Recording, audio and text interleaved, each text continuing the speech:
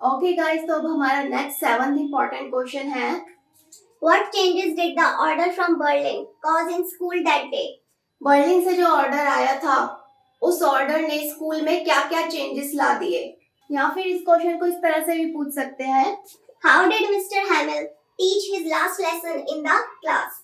Mister Hamel ने अपना जो लास्ट लेसन है उस दिन वो क्लास में कैसे पढ़ाया। तो अब पॉइंट ये आता है कि उनका लास्ट लेसन बना क्यों, इस बर्लिन के ऑर्डर की ही वजह से। तो यहाँ पर बर्लिन का ऑर्डर इस वर्ड को यूज ना करके उन्होंने लास्ट लेसन इस वर्ड को यूज किया है। So you need to identify the words of the question and left meaning remain same. So guys, here is your answer and आप इसे सेम टू सेम लिख सकते हो अपने एग्जाम में। It was the last day of mister हैमिल in school. उस दिन school में मिस्टर हैमिल का आखिरी दिन था। The school seemed very strange, और जो स्कूल है वो बहुत ही अलग दिख रहा था। The teacher was in his fine dress. यहाँ फाइन ड्रेस की जगह आप प्राइज्ड इस वर्ड को भी यूज कर सकते हो। जो टीचर था वो अपनी फेवरेट पोशाक में था, वही पोशाक जो वो अक्सर फेस्टिवल्स पे पहनता था। Some villagers had come to attend the class, और कुछ गांव के लोग भी वहां पे क्लास को अटेंड करने आए हुए थे। Mister हैमिल taught his last lesson of French so decently, और उस दिन मिस्टर हैमिल ने फ्रेंच भाषा का जो लास्ट लेसन है वो बहुत ही डिसेंट तरीके से पढ़ाया, बहुत ही अच्छे तरीके से समझा के पढ़ाया। इस तरह से पढ़ाया कि क्लास में बैठे हर एक बच्चे को फ्रेंच भाषा का एक एक शब्द समझ आ रहा था। इवन जो स्टूडेंट था फ्रांस, जिसको फ्रेंच भाषा आज तक समझ नहीं आई पढ़ाने पे, आज उसको भी वो चैप्टर बहुत अच्छे से समझ आ रहा था, क्योंकि उसे पता था आज स्कूल में टीचर का लास्ट डे है। तो वो उनके मुंह का निकला हुआ एक एक शब्द बड़े ध्यान से सुन रहा था। That the student realized French so as an easy language, और तब क्लास में बैठे हर एक बच्चे को क्या लग रहा था कि फ्रेंच भाषा कितनी आसान है, जो उन्हें आज तक कभी नहीं लगी। Everyone felt sorry that Mr. Hamill was going away, और आज हर एक बच्चे को काफी बुरा लग रहा था कि आज हमारे टीचर यहाँ से चले जाएंगे, और खासकर फ्रांच को, क्योंकि उसे हमेशा मिस्टर हैमिल से डांट पड़ती थी। लेकिन आज मिस्टर हैमिल ने उससे प्यार से बात की, इसलिए आज उसको अपने टीचर के जाने का बहुत ही बुरा लग रहा था। तो इस तरह से मिस्टर हैमिल ने अपना लास्ट लेसन कवर किया उस दिन क्लास में। So you can realise itself कि लैंग्वेज कितना इजी है क्वेश्चन आंसर का। You only need to identify फोकसली।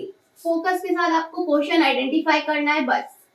और अगर आप इंग्लिश बनाने में माहिर हो तो आप अपनी लैंग्वेज में भी आंसर बना सकते हो। You don't need to learn anything, you only need to read the chapter in detail. Next important question is, what did French feel when his teacher taught the last lesson of grammar. जब उसके teacher grammar का last lesson पढ़ा रहे थे तो French को उस time कैसा फील हो रहा था। और किस तरह से आ सकता है ये question, why does the narrator pity monsieur Hamel, या फिर why does the narrator feel pity, कि जो नरेटर है, नरेटर कौन है, फ्रेंच नरेटर है, उसको अपने टीचर मॉन्सियर हैमिल पर तरस क्यों आ रहा था। तो ये मॉन्सियर हैमिल ये पूरा नाम है। कई जगह आपको एम हैमिल देखने को मिलेगा, या फिर कई जगह आपको मिस्टर हैमिल। ठीक है, तो इन तीनों में से कुछ भी लिखा आ सकता है। तो क्वेश्चन में फ्रांच भी लिखा आ सकता है या नरेटर भी लिखा आ सकता है। तो शब्द चाहे कितने भी यूज हो, पर वो होंगे एक ही पर्सन के लिए use. So again I am repeating, you only need to identify each word and then you realize this board exam is not tough as you think. Now come to its answer. The narrator felt pity. जो narrator है उसे दुखी feel हो रहा था, तरस आ रहा था। क्यों? क्योंकि because it was the last lesson taught by Mr. Hamill. क्योंकि मिस्टर हैमिल के द्वारा पढ़ाए जाने वाला लास्ट चैप्टर था। And he would not be able to meet the teacher again. और अब फ्रेंच को पता था कि इसके बाद अब वो अपने टीचर से कभी नहीं मिल पाएगा। सेकंड पॉइंट क्या है, the fact is that mister हैमिल was going away from the school. Fact क्या था, क्योंकि अब उसके टीचर स्कूल छोड़ के जा रहे थे। French thought that he would never see his ruler. French के मन में क्या आया, उसने क्या सोचा कि अब वो अपने टीचर का वो लोहे का डंडा कभी नहीं देख पाएगा। And how cranky mister हैमिल was. Cranky मतलब रूड, रूडनेस। और अब उसके दिमाग में ये भी घूम रहा था कि मेरे टीचर कितना रूड थे, थोड़े खड़ूस थे, लेकिन अच्छे थे। तो कहते हैं ना, जिस पर्सन से आप जब डेली मिलते हो, चाहे वो कितना ही बेरुखा हो, लेकिन जब वो आपसे दूर जाता है तब आपको उसकी रूडनेस भी अच्छी लगने लगती है। तो यहाँ पर यही हाल था नन्हे से फ्रेंच का, कि आज उसको अपने टीचर की डांट भी और उनका रूखापन भी अच्छा लग रहा था, और वो उन सारे पुराने दिनों को याद कर रहा था जब उसके टीचर से डांटा करते थे। Now come to 9th question.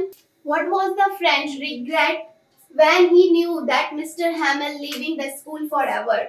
French को पछतावा क्यों हो रहा था ये जानने के बाद कि अब उसके टीचर स्कूल छोड़ने वाले हैं हमेशा के लिए।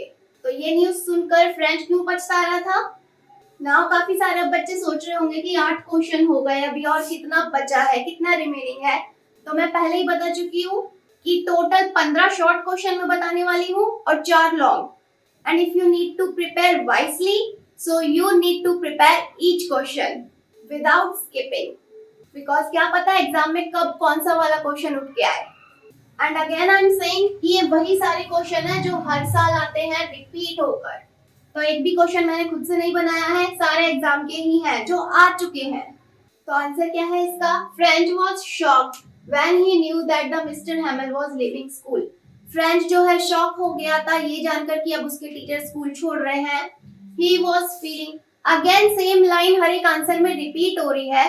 सो यू कैन थिंक कि क्वेश्चन को कितने तरीकों से पूछा जा रहा है, बट हर एक आंसर में बार बार एक ही चीज निकल के आ रही है कि फ्रेंच के मन में क्या चल रहा था, टीचर के मन में क्या चल रहा था, दोनों के मन में एक दूसरे के लिए क्या चल रहा था, स्कूल के लिए क्या चल रहा था। तो वो सारी फीलिंग ही आपको आंसर में बतानी है।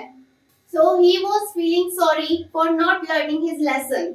और आज उसे सॉरी फील हो रहा था कि उसने अपना फ्रेंच लैंग्वेज का चैप्टर याद नहीं किया। उसको पार्टिसिपल ये जो टॉपिक दिया था याद करने के लिए, वो हमेशा की तरह आज उसे याद करके नहीं आया। He forgot all about Mr. Hamel and hard discipline. उस दिन वो मिस्टर हैमिल के रूडनेस और उनके हार्ड डिसिप्लिन, इन सारी चीजों को भूल गया था। आज उसे मिस्टर हैमिल में केवल अच्छा ही अच्छा नजर आ रहा था। Now he thought that the book as his friend, और आज उसे अपनी किताबें भी फ्रेंड जैसे लग रही थी। He realized his foolishness, और आज उसे पता चल गया कि वो कितना बड़ा बेवकूफ था जो अब तक फ्रेंच भाषा नहीं सीख पाया। तो एक ही आंसर को आप अलग अलग तरीकों से अलग अलग लाइंस के साथ बना सकते हैं। तो यहाँ मैं आपको सिर्फ क्वेश्चन आंसर ही नहीं बता रही, क्वेश्चन आंसर अटेंड कैसे करना है, आइडेंटिफाई कैसे करना है, ये सारी चीजें भी हम इस वीडियो में कवर कर रहे हैं।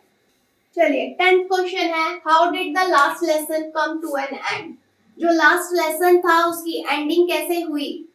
सो answer is the teacher Mister Hamel could not speak because something choked him. जैसे जैसे लास्ट लेसन की जो एंडिंग है वो क्लोज आती जा रही थी, चैप्टर खत्म होने वाला था, तो जो टीचर है अब वो बहुत इमोशनल होने लगे, और इतना इमोशनल हो गए कि अब उनके गले से एक शब्द भी बाहर नहीं निकल रहा था, वो नहीं बोल पा रहे थे अब कुछ भी। Because something choked him, choked मतलब चुभना, ऐसा लग रहा था कि अब उनको कुछ चुभ रहा है। He wrote on the blackboard in very large letters, और फिर उन्होंने अपनी बात कहने के लिए ब्लैक बोर्ड का सहारा लिया और ब्लैक बोर्ड पर बड़े बड़े अक्षरों में क्या लिखा? लॉन्ग लिव फ्रांस, यानी कि जो फ्रांस है वो चिरकाल तक जीवित रहे। तो ये 3 वर्ड मैंने इंग्लिश में लिखे हैं, बट उन्होंने कैसे लिखे थे? इस फ्रेंच भाषा में। ये वर्ड्स यूज किए थे टीचर ने, तो इसका भी सेम मीनिंग है। ये फ्रेंच भाषा में लिखा गया है और ये इंग्लिश में। तो आप इन दोनों में से कोई सा भी वर्डिंग यूज कर सकते हो, इसलिए मैंने इन दोनों को ही यहाँ लिख दिया फॉर योर चॉइस। तो ये 3 शब्द उन्होंने ब्लैक बोर्ड पे लिखे। With his hand he hinted, और फिर उन्होंने अपने हाथ हिलाकर इशारा किया, school is dismissed, you may go, कि स्कूल अब क्लास जो है खत्म हो गई है, अब तुम सब जा सकते हो। तो इस तरह से लास्ट लेसन की उन्होंने एंडिंग करी। तो अब इस लास्ट लेसन के एंड जैसे ही हमारा ये जो चैप्टर है इसके क्वेश्चन आंसर भी एंड होने वाले हैं, और अब आपको बहुत अच्छी फीलिंग आ रही होगी कि चलो 10 क्वेश्चन तो कवर हुए, तो अब 5 क्वेश्चन है वो भी जल्दी जल्दी हम कवर करेंगे। Now come to 11th question,